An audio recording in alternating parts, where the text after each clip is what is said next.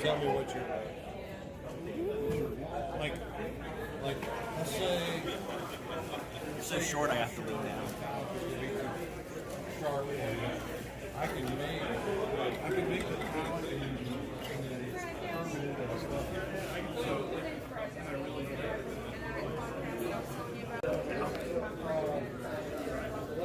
So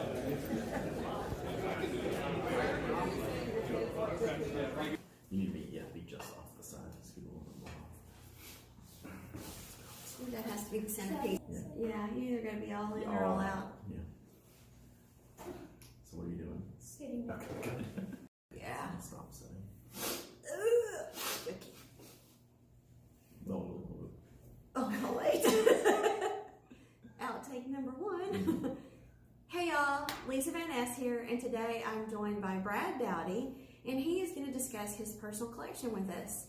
So we are in North Carolina at a pen show, and I thought it'd be fun for you to discuss your actual personal collection. Not things you're reviewing, but your favorites. Yeah, that's a really hard question to answer, and to know when to stop, know where to start, one, and then when to stop. It's like I don't know how to manage that, but I thought it was going to be tougher than it was before I started. And once I started, I thought it was pretty easy. I was like, well, these are the pens. Once I said, bring your favorites, and you were like, So that's like a different classification. Like I have a lot of pens, like just fountain pens alone. I haven't counted, but we're probably 150, 200, something like that. You're the pen addict. Yeah, it's getting up there. It's getting up there into an obscene amount, but there is a group of pens that I just kind of, I'm always attracted to. Maybe I'm not using them every day or every week or every month, but I always come back to them. I always say, they're the pens you wouldn't get rid of. Yeah, they're pens I wouldn't get rid of. They're the pens that the other pens would have to beat to become a favorite, right? Yeah. And they're hard to beat, so that kind of default makes them the favorite. So I got 6. So, it just happens to fit in my little pen case. It happens to fit in a knock. Nakiya, Brasstown, Violet. All right, so there's this cool company called Nakiya that makes these really neat pen cases. You might be familiar with them. So I filled up six pen slots with my favorites. Okay. That's impressive that you narrowed it to 6. I think I could have done 5, honestly, and the 6th was actually this hidden one right here that you can't really see. And there's a reason that I brought that one. And these aren't really in particular order, but they kind of are. The pen I use the most and talk about the most is my Nakiya portable writer. It is the AO Tamanuri finish, which they just did for the US market, which is discontinued. So it's a black pen. Hold on. What the crap? Okay, go ahead. It's a black finish with blue and green undertones. I can see it. So the more you use it, obviously, the more it will wear. And I've had this for maybe 4 years, something like that. I'll have to go look. So this was like a long process. Like on my blog, I talked about always wanting a Nakiya and being scared to spend that kind of money, not because of the money, but because of making a mistake, right? Is it the one for me? So I did all my research, and it took me about 2 years to come to the conclusion. And I have to say I nailed it. Like I'm really happy with it's pretty with the pen. And this is a pen that goes with me to pen shows, and like I pass this pen around the bar. Like I'm not precious with my pens. Like they're not museum pieces, because I'm fortunate to be able to have something like this, and other people want to know what it's about. So I'm willing to just pass this around the bar, and let people try it out. It's got a fine cursive italic nib. That's a very fine, delicate nib, and I just pass it around. People, I think I'm kind of crazy for that, but it's an important pen to me. So I want to, but I want to share. Yeah, I want to share it with others. So like my pens are not precious. So they are good kind of teaching. It's super lightweight. Yeah, it's from the moment I got it, I knew it was going to be lightweight, and it was still blew that expectation out the water. Like it was. I mean, it really is exceptionally lightweight. But then when you start writing with it, it's weird that you actually don't notice that. You're not going, oh, this is a light pen. It just feels great when you write with it. My second probably favorite and most used is my Sailor King of Pen. This is the Pro Gear model in the Sky series, so it's this blue translucent pen. It's really pretty and it's big. It's got a big, old, huge 21 karat medium nib that I thought wouldn't be too big for me, too wide of a nib, but the way it scales with the size of this pen, this is a really large pen for me. It fits and writes wonderfully. So what nib size is it? You said? Medium, stock medium, untouched nib. Because when I wrote with it, I was like, wow, this physical one is not my first vanishing point. Because I was going to my say very my first box. vanishing point was the black matte. Okay. That they actually still sell, right? Yeah. So that one, when it came out, was the year that I bought it. That first year, like 2012, 2013. I was trying to think, I can't even remember. Yeah, something like that. So that one I've actually sold and moved on from that very first one. But I bought, I think, like I said, I think I maybe have 5 of these. But it's just the idea of this pen, and I can move the nib units between the pens. You have a fine and extra fine that I'll use. And so did you have these ground, or did you go with the standard? I've never touched any vanishing point nib. Okay. I would touch the stub nib because I don't find it to be very good. Sorry. So it is what it is. It needs to be worked on afterwards. Like Pilot's nibs are great out the box. I've had trouble with the vanishing point stub nib. Okay. So that just sits behind. But yeah, So this is, to me, a Brad pen. Yeah, totally. These two are, the orange especially. Yeah, and so I have, like, out of the 5 that I have, 2 of them are orange. One's the orange limited edition from about 6 or 7 years ago, maybe 10 years ago, and then this orange one that I picked up later. But yeah, this is a Brad pen because it's twofold. One, it's like the vanishing point that I talk about all the time, and 2, it's orange. Well, that's kind of like that. I mean, I'm a huge vanishing point fan too, just not extra fine. But not everyone is. Like, I mean, there's people that hate this pen, and rightfully so, because it just doesn't work for everybody. This is not a pen for everybody. And if you don't have a traditional grip, this is a tough pen. Yeah, totally. Totally. But, being the Japanese pen fan that I am, this is kind of, along with the Murex, these are things that other companies have tried to mimic or duplicate, and they can't come close. You're right. Really. So yeah, that's why I think I enjoy them so much. The last one is also a family of pens, kind of like the vanishing point. You probably thought it was going to be something special in there. It's really not. And that's kind of why I brought it. It's like, oh, bummer. No, I mean, I actually like them, and I have 3 or 4 myself. Yeah, so. But I carry my fountain pens in my pocket a lot. And that's a heavy one. Yeah, I like the heavy ones. I like the light ones. I just bought the classic, the new, what do they call it? What's the frosted ones. Like, those lightweight barrels are great. So this one's special it's got a pretty because big of nib what on you're there. looking at. Yeah. It has one of their gold nibs in it. Right. So I'm like... So this, like the vanishing point, this nib, I don't have 5 Kaweco pens inked up. I'll pick out the one that I want to use and move it from pen to pen. So this is a medium that I believe Mark Backus, someone stubbed this for me. Okay. I pass this pen around the bar. I let people use it. This pen is actually called the burrito pen because within a month after I bought it, we had like a little Atlanta pen meetup at a burrito place. And we're sitting outside on like one of those picnic table type benches. For some reason, all of us decided to sit on the same side right in the beginning. And I'm a big guy, right? I mean, when you're in the picnic table type of setting, there's some balance that needs to be considered. And this pen was laying right there on the table, and we're eating our burritos, and our side of the table goes, and this pen just goes flying, like on the concrete deck, anything.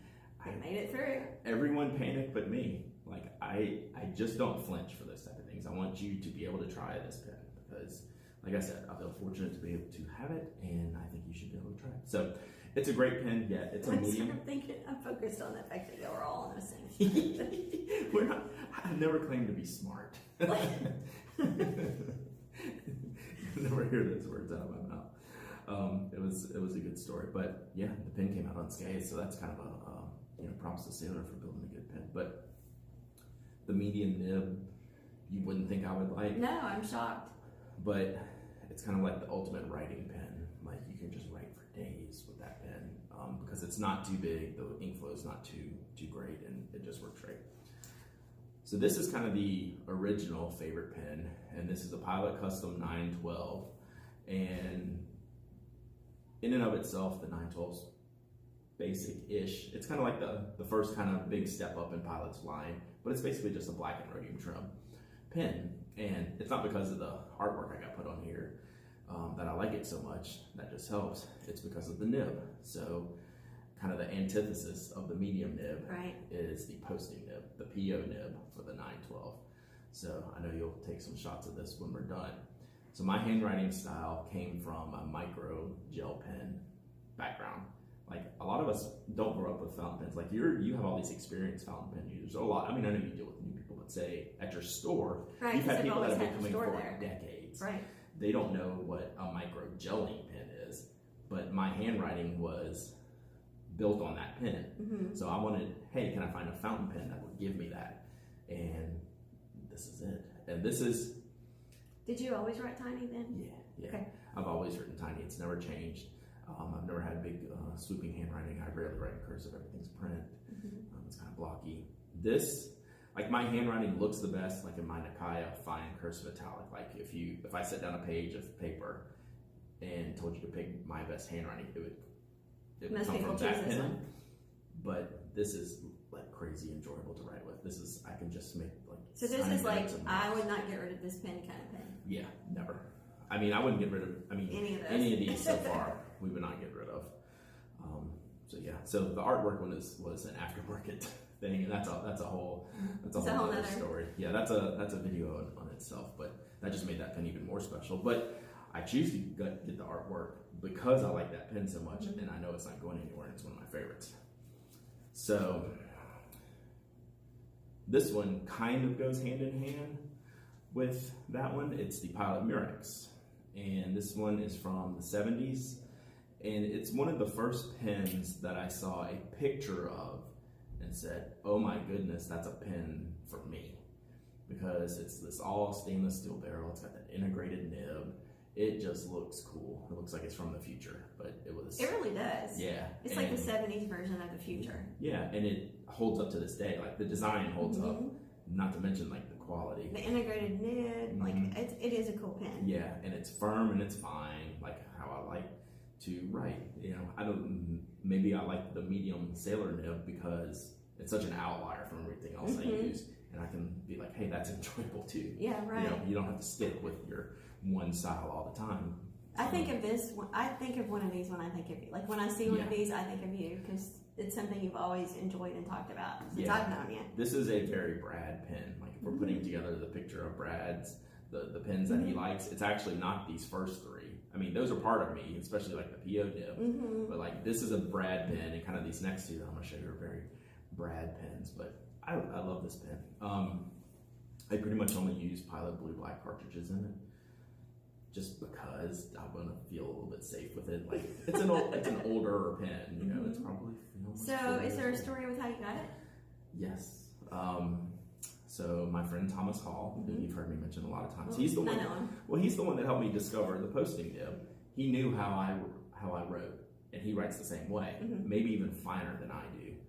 And he basically said, I see how you write, let me send you something to try. And it was the posting nib, so that's how that pen came about. Well, Thomas would send me like 6 or 8 pens at a time, tell me what they are, tell me to test them, and things like that. And this pen just stuck out to me, not because of the looks and not because of how I always wanted it, but how it wrote. It really is a nail. That integrated nib firms everything up, right? There's no flexiness at all. I mean, I could drop this and not have to have Mark Backus fix it when I'm done, right? It would just go thunk, probably like a dart into the table. And so I went through probably like 20 pens and all kinds of things from Thomas, and I said, I'm ready to send them back. And he said, okay, send them back, except for this one. And he gave it to me. He's a great guy, though. That's unbelievable. So this, of course, will never leave my collection. And it's your Thomas pen. It's just a fantastic writer. So this pen is more not about the specific pen, but more about the general pen, the vanishing point. Yes. Right. So this is an example of this is probably the one I use the most. I have maybe 5 of them. This is probably the one I use the most. I have maybe 5 of them. The nibs you can move from pen to pen to pen. So I'll keep. Mugs. It may not. This singular barrel may not be my favorite. It probably is. Like if I had to pick one, I'd probably pick. You like this the one. heavier weight? Yeah, I like the heavier weight one. But regardless of which one I'm using, I'll take the nib. I have 2 nibs that I like. I have another one that's fine, hers metallic, just a steel one. This is the only gold nib I have. So this is turned into like an extraordinarily expensive little pocket pen that you carry around. But Because it of has the nib that you want. It's a nib style that you like, and it's been customized. And it goes in my pocket. It goes in your pocket. When I leave the house. And you're not afraid to beat it up. Yeah. Like definitely with stainless steel. Yeah, like I mean these other pens I don't carry in my pocket. I'll carry like on my shirt or in a case. Well, or without a like this. clip, do you carry this in your pocket? I mean I have, but only if nothing else is in it. And Typically, it's you more just of use a your knot case. yeah, I do. But typically it's more of a pants pocket as opposed to like a shorts pocket where it could fall out. Like a pants pocket, I know it's not going anywhere. But no, this I'll just throw when I'm leaving the house to go to the grocery store or whatever. Like, So what inks do you have a certain ink that you usually like to keep in these pens? yeah. So the PO nib almost exclusively gets Pilot or Roshizuku Konpeki. So you use which ink? Konpeki? Konpeki because I like the bright inks on my extra fine pens almost exclusively. Let's go back up and talk about the artwork. Okay. So what made you decide to get the artwork? What was the process you went through to end up with this artwork on this pen? So our friend Mike Masuyama has a friend in Japan who was apparently he was a maki artist in Japan or did it as a hobby, and he got out of it for a while and he was ready to get back into it as kind of a side business. So Mike reached out to myself and several other people and put together a list of people who would basically be the trial run for his artwork, and we paid, it was a fixed price. We could choose from like 3 designs and a fixed price, but the only request was that it kind of had to be like a black pen, just like a basic black pen for him to do the artwork on. And did you have to think about which pen, or was it like, this is the pen I know I'm going to No, send? it took me a minute. Okay. Because I was like, it's still a risk you didn't know him, even though we all completely trust Mike. and it was because I use this pen so much that did I want the artwork? Would that affect how much I use the pen? Right, because we talked about in the beginning, I use my pens. I'm not this artwork's beautiful. I don't have it on the display. I have it, the pen in my hand. It's something you want to use. Right. So my question was, if I got the artwork on it, would I stop using this pen? And that's what I had to get over. And I was like, you know what? I'm going to get the artwork. It's going to be cool, and that just makes my cool pen even cooler. So there was like 5 or 10 of us that went through this process with Mike's friend. I remember that. It hadn't been that long. It's been like a couple of years. 4 years. Yeah, time flies. It's stunning, right? He did a good job. Yeah, it really is. Did you choose the design, or did he make the decisions on the design artwork? No, there were 3. He had essentially had 3 like sketches laid out. Said, I can do this one, or this one. Mine is like a koi, and I think there was maybe a frog and maybe a dragonfly. I forget the exact patterns. But it was just a few choices, and this is the one you chose. So you pick 1, 2, or 3, and send them a black pen. Mike collected all the pens, and then sent them over however many pens he had. It was no more than 10. It may have only been 5, and sent them back. And our jaws all dropped, and then we gave Mike feedback, and the guy doubled his price, as he should have, because what we paid for this was outrageous. But it doesn't matter. It's very expensive to get done now, and rightfully so, because if you've ever seen this pen, your jaw would drop. So Konpeki goes in there. Almost, I don't know that I've ever put anything but Pilot blue black ink cartridges in this pen. So luckily, I 2 like pens with blue. Oh no, just this one. This is bright blue. Yeah, right? this is Konpeki. This is blue black. The Nakiya almost is exclusively Bungbox Sapphire. So that's along the lines of the Konpeki, but maybe not quite as. That was one of the 3 inks that took me down the rabbit hole of ink for the store. Yeah, so almost always that gets filled with that because the way the nib writes, it really shows it off well. The king of pens gets anything. So because it's a broad nib, I want to show it off a little bit more. So I actually put like the Fire on Fire, the Pen Addict ink in here. I'll put, put purples and greens, and there's no restrictions on ink in this pen. Any ink in the Sailor. Also, any ink in the Covecos, as long as they're short international cartridges. So, okay. That brings us to the converter discussion. So you're not using either the pull or the squeezy converters. Okay. Yeah. I don't either, but I just thought I'd ask. That's for a small little task. There's too much brain overhead to use any converter in a Covecao. Oh, the squeeze one just kills me. I used to refill the cartridges, like syringe fill. Now I just buy more cartridges because now we can get more cartridges now. Right, we and have there's so many forever. colors to pick from. It's crazy. Yeah, we have colors for days and short international cartridges, so I just use that all the time now. So do you have certain papers you use with each of these, or are you No. Okay. Yeah, don't care. I didn't know certain things went with. I actually don't like Tomoe River or that type of thin paper with my posting nibs. I'll use my bigger nibs for that. Like the small extra, like the extra fine vanishing point and the posting nib. There's no reason to use that type of paper. You're not going to get all the special effects. No, and it's not even comfortable to write with. I don't think it's a little bit. Your pens can dig into there. Ink on this one, I'll use the Pilot Blue Black cartridges, but I'll use the converters too. Makes different things, but I tend to use mostly basic inks in there, blues and blacks, kind of standard stuff. So that's about it on that. But I'll mix it up a little bit. But the Nakiya, the 912 PO, and the Murex are they're at least 99% only the ink that they get. They're defined. And so was there any runner-ups that you didn't include? The standard Sailor Pro Gear, okay. The large, not the slim, the regular. Mm-hmm. It's just an all-around great pen. Like that's a pen that like I classify a lot of pens by like, would I leave the house with this pen? Right. That's a pen I clip to my shirt and I'll go and I'll have a notebook and I might be out and about or whatever. Like it's such a good writing pen. I actually almost brought, even though it's a slim, I almost brought the Boombox Pink Love, their first kind of out there special edition, but I figured that was almost unfair to bring. Like that's a pen I will never get rid of, right? Yes. That's a really cool pen. And I know you're a fan of the Pilot 823 as well. Yeah, but that one, the 823, and then the Conan Monarch were probably the two. Yeah, you know what? I forgot about Were that. probably the two that didn't make the cut because they're very similar, right? They have Yes. a big vacuum type filling system. They're large. They're demonstrator, which is another thing that I look for in pens. We're literally sitting right here going, maybe I should. That's what I wondered about that runner-ups. Yeah. So it's probably those two more so than like a different Sailor or like a super special edition Sailor. Like I wanted to be more of a.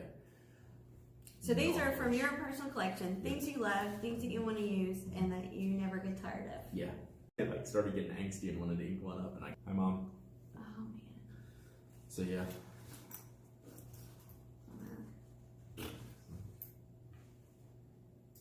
Got nothing. Ain't nobody. This is gonna be your most thumbs down rated video on YouTube. I know you would think I'm crazy. No. I mean, you already do. But... Start over. No? Oh. I don't know if there's room for me. Yeah. I mean, there doesn't have to be room for me. You're the This star. will be like the last minute of the video. We're gonna have a completely different angle. That would be, that's me. I should be more professional. And I promise you guys, I try. Like I'm in the same boat. This is behind the scenes. He has to duck to get his It's just the hair. We're getting the hair. I got Baby Shark going on this morning. You do. It's not really My grandson had that this morning as well. I forgot what I was gonna say. I'm sorry. Cool pens. We didn't talk about entry-level pens. But, in the beginning for you it was different because you were already like Thomas was sending you things because he knew who you were. Right. He So you weren't the average- knew he'd get them back. Well, he also knew you weren't the average beginner. Yeah. So I don't you're know about that. I mean, my fountain pen, look, it didn't work. That's cool.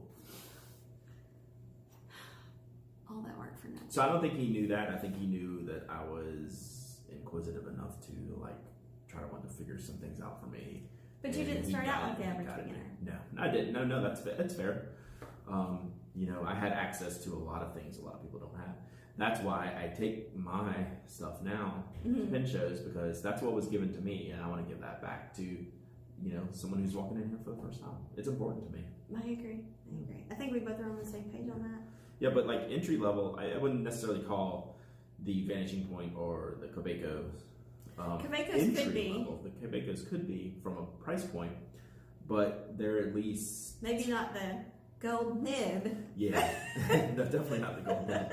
No one needs to like make the $300 Quebeco.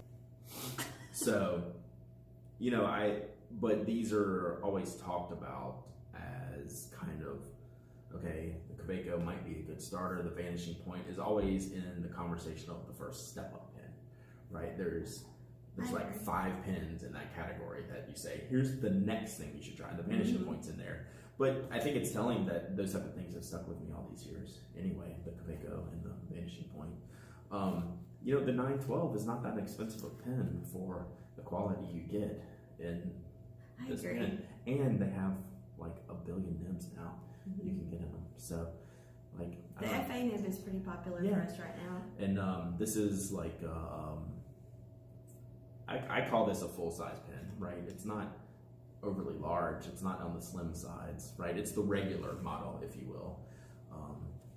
So, yeah, I mean, these two and the 912, well, I mean, and they're normal. These are really normal pens. I've done things to make them special for me, whether it be posting nib or orange barrel or gold nib, but all that comes later, right? I had the pens first. So that reminds me of a second aspect. A lot of these nibs have been customized for you, and I'm guilty of doing the same thing. And to show you were beside Mark Bacchus, and I'm sure, I don't know, but I'm assuming he was busy. Yeah.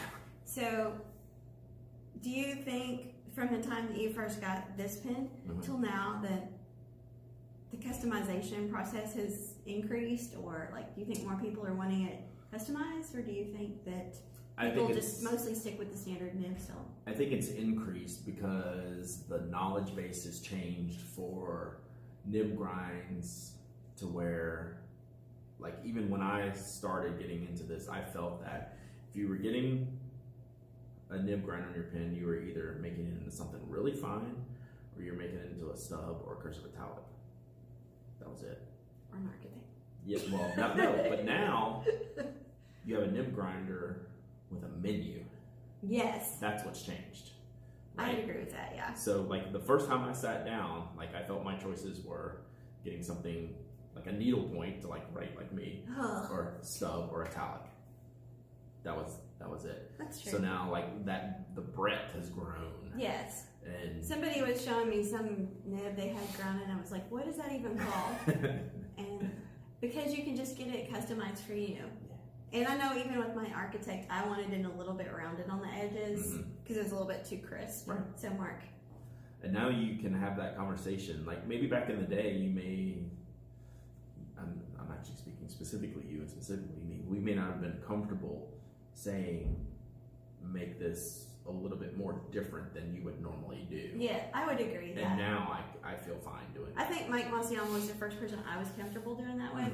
And then once I met Mark, it was like, yes. I was thinking about this recently, about how many pens I buy now where my idea is to just keep them as a stock nib. And I'd say is that pretty rare? I'd say it's certainly a lower percentage than it's ever been, because I know how perfect I can match something up to me specifically. Yes. Yeah. And so I just kind of account that into the budget. But you have now, like, the micro architect. Yeah. I mean, I do have that here. That's a whole. That's there was a whole other story. I tried like 4 of them last night. Yeah. So yeah, I actually picked up another one at this show. That's the only thing I bought at this show. I was going into this show not buying any pens, and then I left my Micro Architect nib at home, and I told people I would bring it, and I'm standing next to Mark. So I made him do me another one, but I didn't have a pen to put it in, so I went to Franklin Christoph, who's 2 doors down from me, and bought a pen to put it in. 2 doors down. So that was my purchase from the show, and I was trying not to spend, because I got a lot of pens. I got a lot of great pens. Look at You this. do. What else do I need? You know, these are all good choices. I love what you picked, and I think that other people will too. If you guys have questions for Brad, you probably know how to reach him, because you probably didn't know me until after you knew him. I mean, you knew him before you I knew have an me. antenna, so you just say my name and it I think is it hello at Pen Addict Yeah. if they want to email you? Hello at penaddict.com. You can email me. Penaddict.com. All the contact info is on the website. And you can find him on his weekly podcast, Pen Addict. Shocker. Pen Addict podcast. On Twitter, he is not the Pen Addict. I am. I'm just Pen Addict, not the Pen Addict. Oh. Oh, on Twitter? Oh. No, your Dowdy I is thought you on, said Twitter. right? Yeah, Twitter. That dude won't tell me my name. I'm Dowdyism on Twitter. Yeah, because I needed to look. I wanted to show Mike something, and I was like, I can't find him as the Pen Addict. I've offered that guy money, a decent amount of money, because he doesn't use the account. So you can't find him as the Pen Addict on Twitter, but you can find him as the Pen Addict on Instagram. Yeah, that's the key though. I got Pen Addict on Instagram. That's a big one. And I didn't get Van S 1938 on Instagram. I'm just How's Van that S. possible? Because somebody that's a fan of a popular musician Oh, in yeah. another country, Yeah. all those names were taken. That's, So I'm just Van S on Instagram. that's good. And then we have a website, vanas1938.com, where you can comment below and we can answer your questions. So if you have any questions about his pens or anybody else's pens, or you want to know more about a pen show, feel free to comment below. And if you like us, then feel free to follow us. I put thumbs up on the video. Oh yeah, thumbs up. And by the way, there are probably going to be some blurry parts in here because I don't know if it's this room. I don't know what it is, It's but just me. it's you. It's you. But your son's going to try to help me. Okay, cool. We'll talk to you guys later. Bye.